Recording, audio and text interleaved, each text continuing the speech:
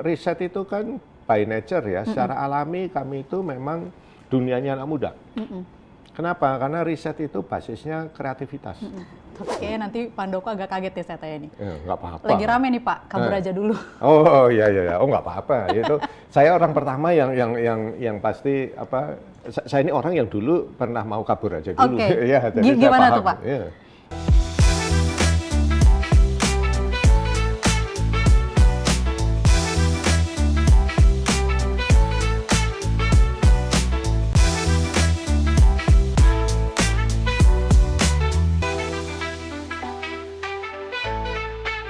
Halo Sobat Milenial and Gen Z, kembali lagi dengan program Ngobrol Seru by IDN Times. Hari ini saya Lia Huta-Soit kehadiran narasumber yang luar biasa yang sudah datang langsung ke kantor IDN Times HQ di Jakarta. Hari ini kita akan banyak ngobrol tentang riset nasional Indonesia. Di samping saya sudah hadir Kepala Badan Riset dan Inovasi Nasional BRIN, Bapak Dr. Laksana Tri Handoko. Selamat siang Pak. Selamat siang Sehat Mbak selalu Lia. Pak. Terima kasih. Terima kasih sudah mau hadir ke IDN Times. Hari ini kita akan ngobrol banyak tentang riset dan inovasi di Indonesia, termasuk juga kepada anak muda karena IDN Times itu kan medianya anak muda gitu Pak. Jadi kita mau minta perspektifnya Pak Handoko nih terkait dengan gimana nanti riset di Indonesia dan pemerintah berupaya untuk mengembangkan lebih besar lagi sumber daya manusia kita di bidang riset. Pak, tapi mungkin pertanyaannya ini udah banyak ditanyain juga nih sama teman-teman media kayaknya soal anggaran. Itu dulu, saya izin bertanya dulu Pak, terkait dengan anggaran. Memang beberapa waktu kemarin kita banyak mendengar informasi tentang efisiensi dan itu memang wajar ya menjadi kekhawatiran banyak pihak gitu. Lagi tren ya? Iya lagi tren begitu Pak. Mungkin Pak Handoko bisa bantu jelaskan juga nih kepada teman-teman milenial. Kondisinya saat ini seperti apa, pemotongannya berapa persen dan sekarang pagunya jadi berapa begitu Pak? Ya, jadi kalau saat ini sesuai keputusan bersama Komisi 10 ya mitra kami di DPR RI dan juga dari Pak Presiden melalui Kementerian Keuangan kami terkena efisiensi 24% ya, lebih kurang. Itu sekitar 1,4 T gitu. Jadi sehingga anggaran kami berkurang dari 5,8 menjadi 4,4 lah kira-kira. Ya. Tapi kalau angka segitu Pak, dalam mengerjakan berbagai program kerja yang dibawahi Bapak, cukup nggak kira-kira begitu? Ya, kalau bicara anggaran kan kita kayak di rumah tangga ya. Mana ada kata cukup ya. Begitu.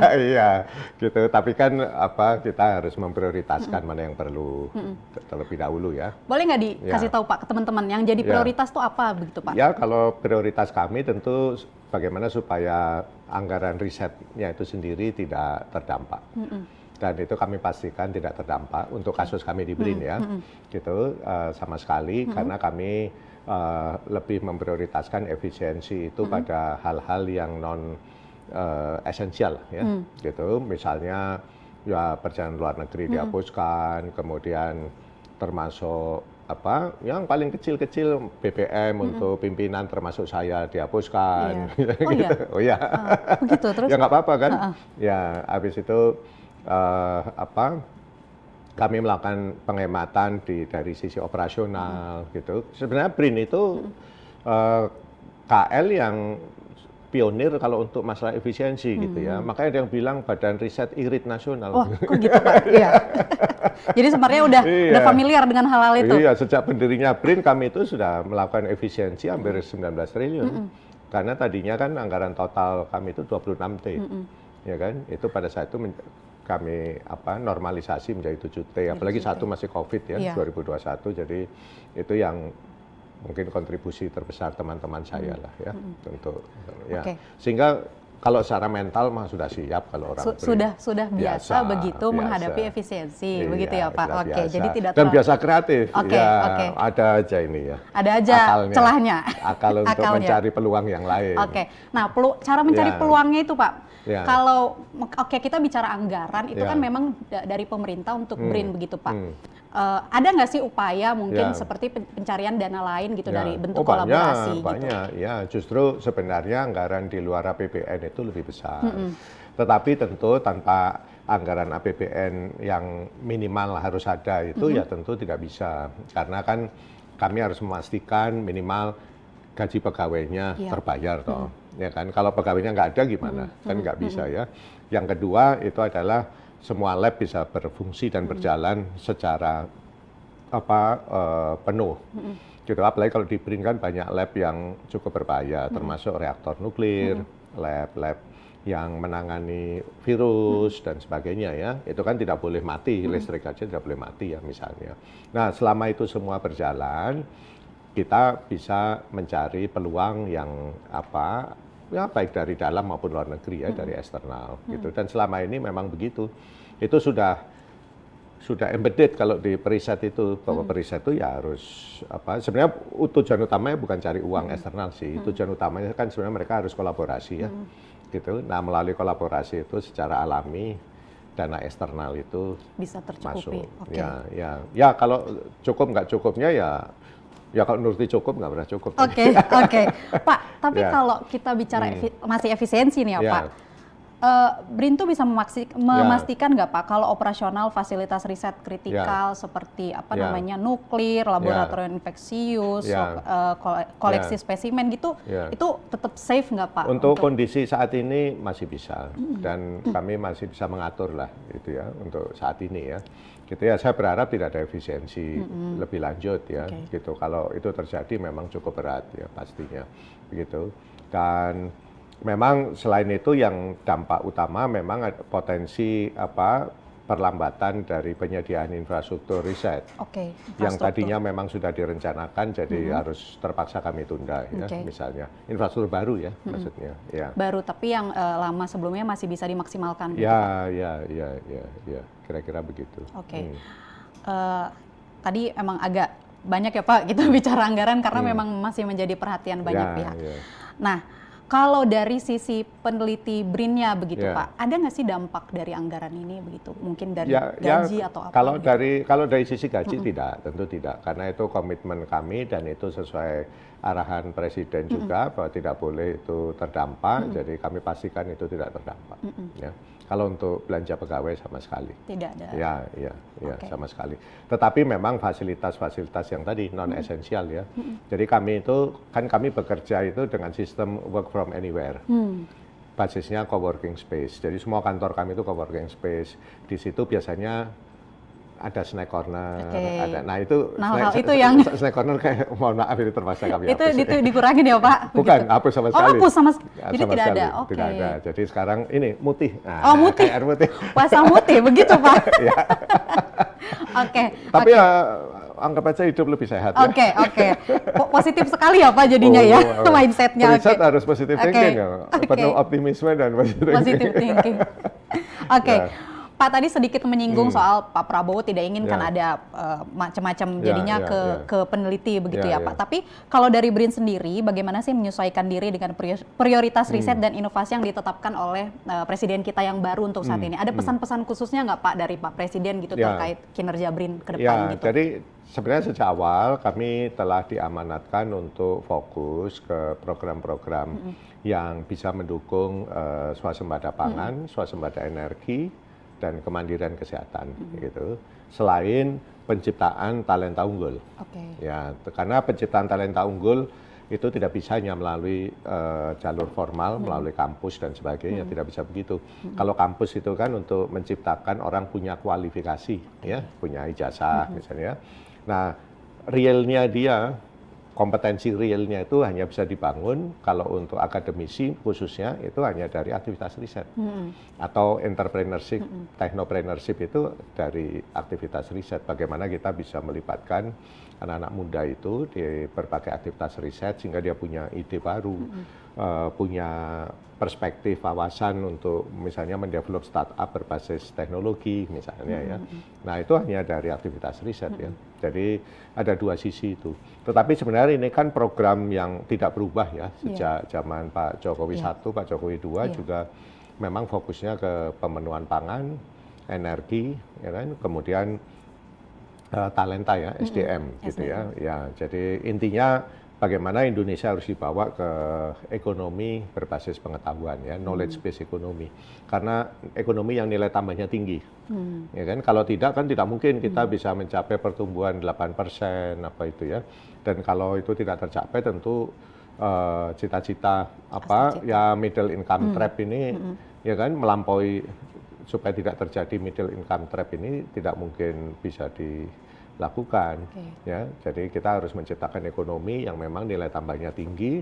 Itu artinya yang produknya memang ada basis apa diferensiasi, berbasis riset ya, gitu. Ya. Pak tadi sedikit juga membahas soal SDM unggul. Tapi kayaknya nanti Pak Handoko agak kaget ya saya tanya nih. Nggak apa-apa. Lagi rame nih Pak, kabur aja dulu. Oh iya, oh nggak apa-apa. Itu saya orang pertama yang pasti apa, yang saya ini orang yang dulu pernah mau kabur aja dulu. Ya, jadi gimana saya paham. tuh Pak? Ya kan saya juga diaspora lama, iya, ya diaspora kan. lama. Jadi iya dan apa sebagian besar teman-teman kami dulu juga pengen tidak kembali kan, gitu loh. Justru itu yang pada saat apa BRIN ini itu menjadi apa ya obsesi kami ya, bahwa itu tidak boleh terjadi lagi. Ya maksudnya apa, bukan kita melarang orang pergi, tidak, siapa aja boleh pergi, itu bebas gitu, dan itu bagus ya buat negara Indonesia juga bagus. Bahwa banyak diaspora kita keluar itu bagus dan sangat penting gitu. Tetapi negara ini harus memberikan opsi. Ya kan, negara harus hadir supaya opsi bahwa kalau Anda di Indonesia itu Anda punya masa depan loh. Ya, yang masih di luar negeri pun dia punya opsi untuk bisa kembali ke Indonesia. Itu dulu yang di zaman kami tidak ada. Mohon maaf ya. Jadi apa sehingga ya dengan mudah waktu itu kami bisa menyalahkan, oh, kalau saya pulang saya nggak ada apa-apa. Gitu. Tapi kalau sekarang kan tidak. Kalau untuk akademisi kami setiap tahun membuka 500 loh ya lowongan. Apa akademisi periset baru berkualifikasi S3. Semua bidang apa saja. Gitu. Kami ada skema postdoc, dia kapanpun pulang dia bisa langsung kerja mulai tanggal 1 bulan berikutnya. Gitu ya, dengan gaji yang ya cukup lumayan ya, gitu. Jauh dibanding di swasta pastinya, gitu ya misalnya. Gitu. Jadi tidak ada alasan. Dan kalau untuk akademisi muda ini, mereka kalau bergabung ke kami, mereka juga ada cukup banyak mainannya dan tanda petik ya. Artinya dia bisa banyak alat, banyak ini itu yang canggih-canggih yang dia bisa, yang memungkinkan dia untuk apa bisa melanjutkan passion ya, dan ya bahkan meningkatkan kompetensinya sebagai periset di bidangnya ya, sesuai passion dan kepakarannya. Jadi kalau saya kan juga Dewan Penyantun LPDP ya. Jadi kalau di anak-anak LPDP yang akan berangkat selalu saya sampaikan, masalah kalian apa akan berkarir di mana tentu hak kalian, tetapi negara ini saat ini sudah memberikan opsi yang cukup menarik buat kalian begitu. Dan saya yakin sebagian besar kembali. Buktinya tiap tahun kami kan terima. Ada persentase berapa persen yang keluar dan kembali itu nggak sih Pak? Jadi begini, kalau kita bicara yang keluar itu kan spektrumnya lebar ya. Ada orang yang menjadi PMI, saya dulu juga PMI ya, pekerja migran Indonesia ya. Ya. Masalahnya mau bekerja di level apa itu kan masalah lain ya, tapi sama-sama PMI juga kan, gitu ya. Apakah sebagai periset di luar, sebagai akademisi, sebagai teknisi, sebagai tukang, sebagai apapun lah ya. Itu kan profesi yang bagus. Gitu. Jadi kalau kita bicara persentase, menurut saya diaspora Indonesia di luar itu masih terlalu kecil malah. Kalah kita dibanding Vietnam, apalagi Tiongkok ya masih kalah jauh. Ya. Padahal itu sebenarnya apa driving force yang sangat kita perlukan dalam jangka panjang. Kita harus punya orang-orang yang lebih banyak punya perspektif global, ya kan, sehingga nanti bisa menyeret kita semua ekonomi, baik dari sisi ekonomi atau apapun lah ya. Indonesia itu untuk ke arah yang lebih baik. Jadi kalau saya hashtag itu emang kayak agak negatif ya. Tapi kalau kita lihat realnya sebenarnya ya itu sudah terjadi sejak dulu dan tidak apa ya itu bukan hal yang buruk sebenarnya. Pergi ke luar negeri itu justru bagus kan. Ya. Tapi yang jadi kekhawatiran kan juga brain drain itu Pak. Ya. Nah brain drain itu kan terjadi kalau seperti zaman kami dulu negara belum hadir untuk memberikan opsi tadi. Kalau sekarang kan negara sudah hadir memberikan opsi, ya kan? Dan saya yakin sebagian besar dari mereka itu pasti kembali. Ya, sebagian besar pasti Pak Handoko kembali. pasti kembali. Pasti kembali. Okay. Ya, saya kan lama di luar, jadi saya tahu persis lah ya. Saya sejak muda di luar, tapi ya. Seniornya Kaboraja dulu yang sebelumnya gitu, Pak. Oh, ya. Ya. Oke. Pernah punya pikiran. Pernah begitu. punya pikiran seperti itu. Oke. Pak, saya ada membaca sebelumnya wawancara Bapak yang mengatakan bahwa ada 3 hambatan utama riset di Indonesia. Salah satunya critical mass, keterbatasan infrastruktur, tadi yang sudah disebutkan juga mungkin untuk membuat infrastruktur baru, tapi sekarang kita memanfaatkan yang ada begitu ya, Pak. Terus ada lagi, tadi memang sudah kita jelaskan juga terkait anggaran gitu ya Pak.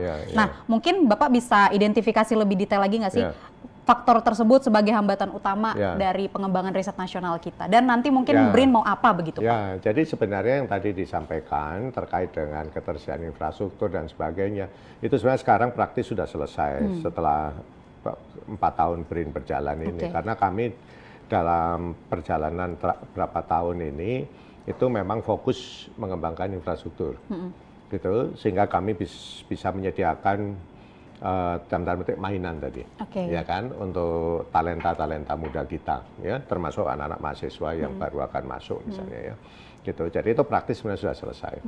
Nah, kalau anggaran, ya tentu, maaf, infrastruktur masih harus terus ditambah ya dan terus berkembang, gitu ya. Ya. Dan kami berupaya keras untuk melanjutkan itu gitu. Nah, tapi yang lebih penting kalau infrastruktur itu, kalau saya analogikan, kalau saya punya uang, saya beli sekarang, besok datang itu barang, ya kan? Yang lebih masalah itu adalah membentuk SDM unggul. Ya, saya kasih waktu 5 tahun belum tentu orang jadi PhD ini, ya kan?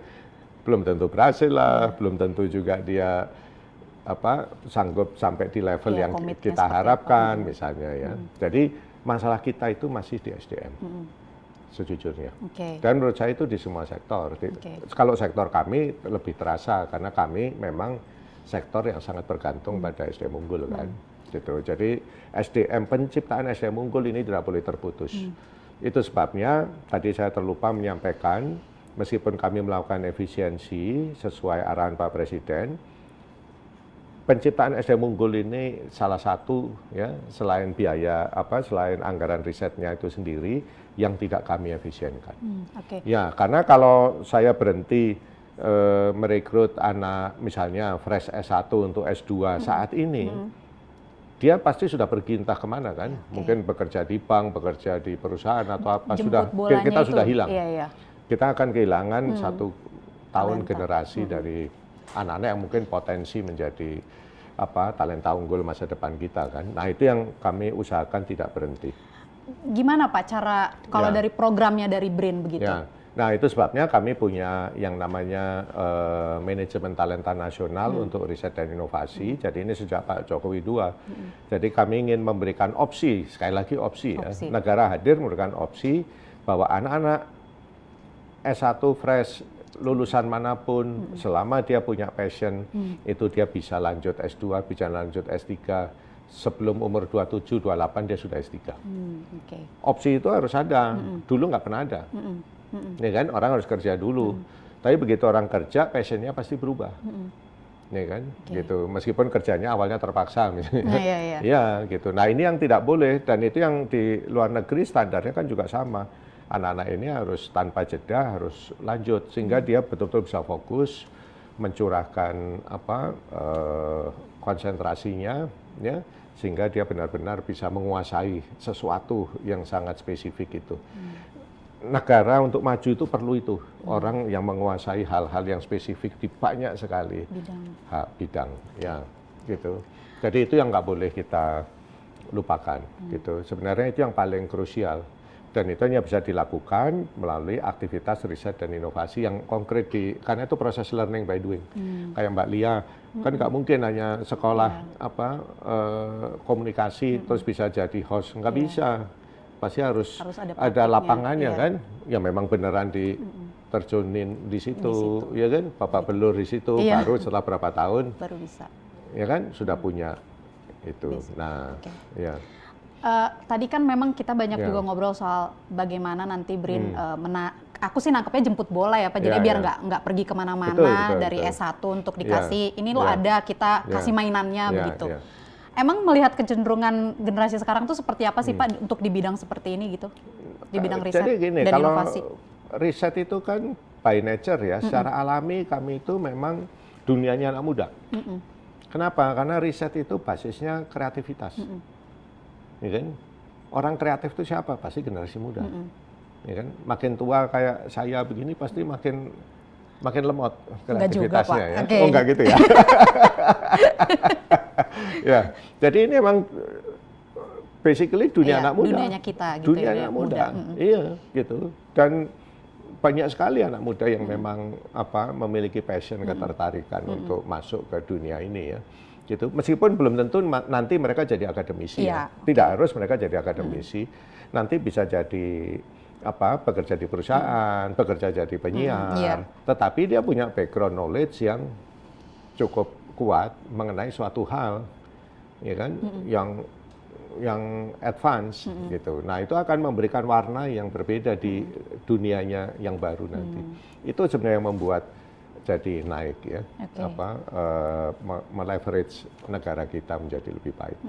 Kalau di pemerintahannya Pak Prabowo sekarang kan kita lihat juga ada MBG dan CKG. Kalau di hal-hal seperti itu dari BRIN ada jembatan masuknya nggak Pak? Mungkin sudah ada inovasi apa yang dilakukan gitu? Mungkin bisa dijelaskan. Jadi kalau kami jadi basically kami kan tidak hanya lembaga riset, kami juga menjadi semacam think tank, juga memprovide inovasi-inovasi kami untuk kebutuhan nasional, program-program nasional yang seperti itu.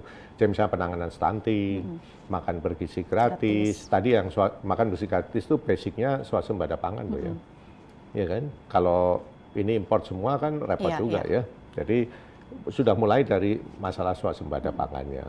Ya, meskipun kami sangat di hulu di bagian kami pengembangan varietas ya, varietas baru yang lebih tahan, varietas baru yang lebih cocok untuk berbagai wilayah Indonesia misalnya. Kami juga mengembangkan diversifikasi produk dari komoditas pangan, pertanian supaya dia bisa lebih awet, dia misalnya bisa disimpan lebih lama sehingga nilai jualnya lebih tinggi ya, dan itu otomatis akan menurunkan harga komoditas itu juga kan di masyarakat ya, sehingga itu akan mendukung program makan bergizi gratis juga yang kalau terlalu mahal tentu akan jadi berat ya. Misalnya kami juga saat ini mengembangkan yang dulu belum pernah dikembangkan secara khusus terkait dengan sapi perah dan sapi pedaging ya, khususnya sapi perah ya, karena kita ini kan susu import ya sebenarnya. Jadi seperti itu, jadi banyak sekali yang kami lakukan untuk mendukung program-program itu ya. Meskipun tidak selalu nampak ya. Nah, dinampakkan Pak. Nah, setelah ini. Itu tugasnya Mbak Lia. Ya. Oke, siap Pak.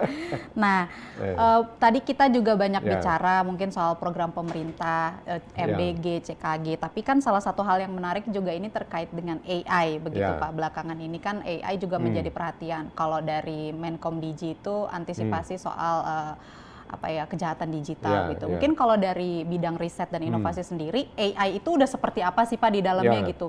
Apakah justru banyak digunakan sebagai bentuk kolaborasi atau ada juga pengembangan-pengembangan lain yang dilakukan gitu? Sebenarnya AI itu adalah tool, ya kan? AI itu bukan tujuan. AI itu hanya tool, ya. Alat kita untuk melakukan sesuatu harapannya lebih cepat, lebih baik, lebih akurat dan sebagainya, lebih efisien, ya kan? Gitu.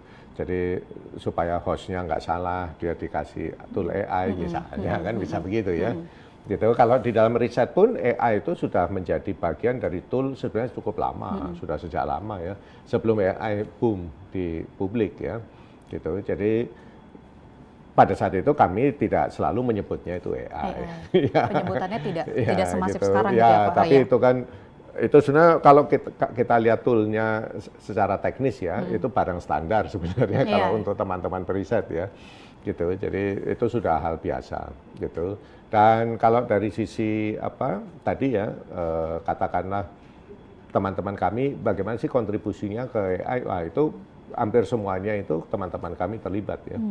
Ya, jadi termasuk untuk pembuatan berbagai kebijakan terkait pemanfaatan AI, ya kan, harus ada gimana kita mengembangkan kode etika untuk AI, kode etiknya ya untuk pemanfaatan AI supaya tidak disalahgunakan, ya kan, yang berpotensi merugikan publik misalnya, ya gitu. Karena selalu ada dua sisi lah kalau teknologi itu ya, gitu. Ada sisi positif, ada sisi negatif, ya.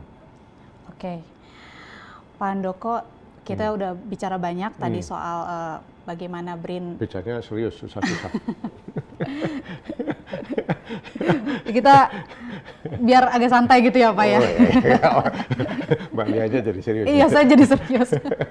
Oke, Pak, mungkin karena kan IDN itu sasarannya generasi milenial and Gen Z gitu. Mungkin dari Pak Handoko sendiri, kita mau invite nih nanti generasi-generasi ke depannya supaya mau berkontribusi banyak di BRIN, supaya tadi yang seperti Bapak bilang kita sudah berikan mainannya, nanti kita jemput bola dan segala macam. Mungkin bisa di-invite anak-anak generasi muda milenial supaya yuk sama-sama gimana kita memajukan inovasi riset Indonesia begitu Pak. Ya, jadi yang bisa saya sampaikan, jadi untuk teman-teman ya, adik-adik kita, generasi muda, tidak boleh putus harapan ya.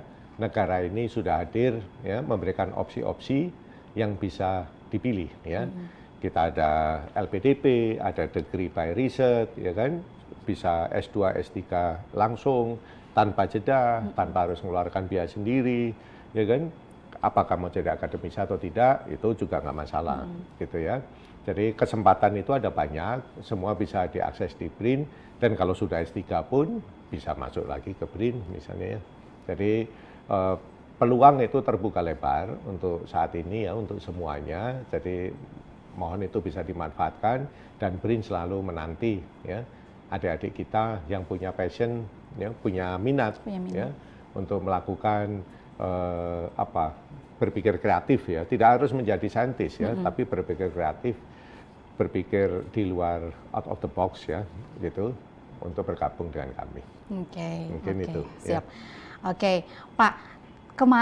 Kemarin juga 2024 saya baca kalau BRIN itu mencatatkan 539 capaian kekayaan intelektual. Ini kalau saya tidak salah gitu ya Pak, meliputi paten, hak cipta, desain dan segala macam. Kalau tahun ini fokus angkanya atau treatmentnya nanti seperti apa Pak?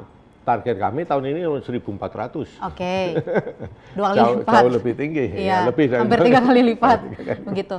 Itu kemana aja Pak? Mungkin bidang-bidangnya segala macam. Ya, kalau kita bicara kekayaan intelektual, misalnya kayak PVT, ya, itu pasti terkait varietas baru.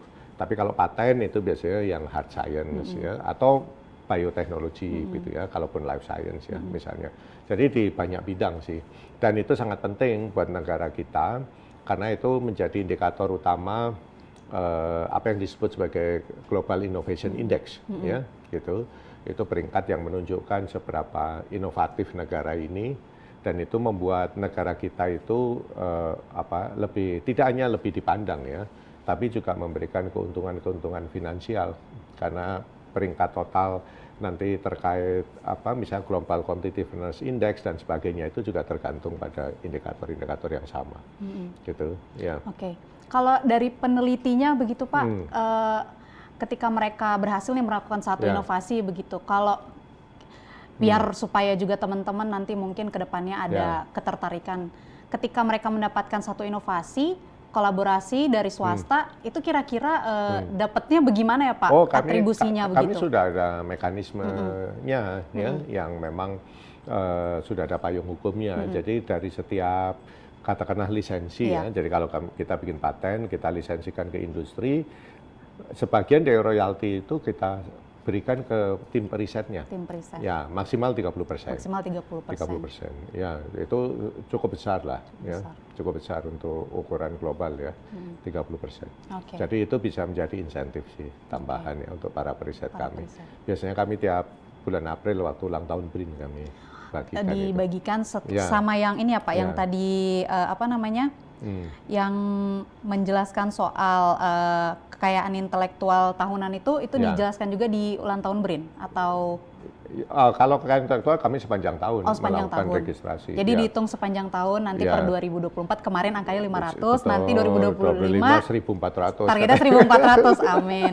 Siap. Padahal anggarannya di efisiensi ya. Tapi seperti yang tadi Bapak bilang, sudah biasa menghadapi efisiensi. Oh iya, kan begitu. orang kreatif. Orang ya. kreatif, jadi harus bisa celahnya dimanapun gitu ya Pak. Iya. Nah oke, terakhir mungkin Pak Handoko boleh bantu jelaskan nanti gimana sih cara masuknya swasta untuk mau berkontribusi gitu dengan negara kita, walaupun kemarin tadi sudah dijelaskan anggarannya segini, pemerintah membantu dari anggaran nasional segini, tapi kan kita juga butuh nih dari luar gitu Pak. Itu gimana Pak nanti? Jadi memang tugas BRIN itu sebenarnya bukan untuk membesarkan BRIN jadi lembaga yang besar, tidak begitu. Tapi tugas utama kami itu justru mendorong penciptaan R&D di industri, di swasta, ya. Gitu. Caranya bagaimana? Kami memberikan fasilitasi periset kami, infrastruktur kami untuk bisa mereka pakai. Karena riset itu kan high cost, high risk, ya kan? Biayanya tinggi, hasil nggak jelas karena boleh salah, ya kan? Ya, jadi high cost, high risk. Nah, sehingga sulit kalau industri secara umum itu biasanya sulit untuk dia bisa investasi serius ya di riset. Nah, itu pemerintah harus hadir. Nah, apa yang ada di BRIN ini, APBN yang ada di BRIN inilah yang kita manfaatkan untuk itu. Gitu. Dan setelah mereka bisa mulai melakukan dan mulai berhasil, itulah mereka akhirnya nanti dia akan bikin sendiri R&D-nya karena sudah tahu kan, udah berhasil, udah tahu apa kok celahnya, sudah tahu caranya. Nah, itu yang nanti harapannya R&D industri akan tumbuh. Pada saat itulah negara ini mestinya itu jadi negara maju. Ya. Ya, karena yang harus tumbuh banyak itu R&D industri, bukan R&D pemerintah. R&D pemerintah itu cukup 1-2 saja. Ya. Oke, siap. Pak Handoko, terima kasih banyak perspektifnya pada hari ini. Mungkin kita sudahi dulu wawancaranya. Terima kasih Pak. Mohon maaf jika ada salah, jika ada kekurangan dalam wawancara ini. Baik teman-teman, tadi adalah wawancara kita dengan Kepala Badan Riset dan Inovasi Nasional BRIN, Dr. Laksana Trihandoko. Terima kasih Pak atas waktunya. Semoga riset dan inovasi Indonesia terus berkembang dengan kita generasi muda, banyak berkontribusi di dalamnya. Kami masih butuh orang-orang hebat seperti Pak Handoko untuk memberikan inspirasi. Periset saya. Seperti periset tim-timnya Pak Handoko begitu ya, untuk memberikan inspirasi dan juga berkontribusi banyak untuk negara Indonesia. Saya Lia Utasoid, pamit undur diri. Terima kasih teman-teman. Sampai bertemu di Ngobrol Seru by IDN Times selanjutnya. Terima kasih.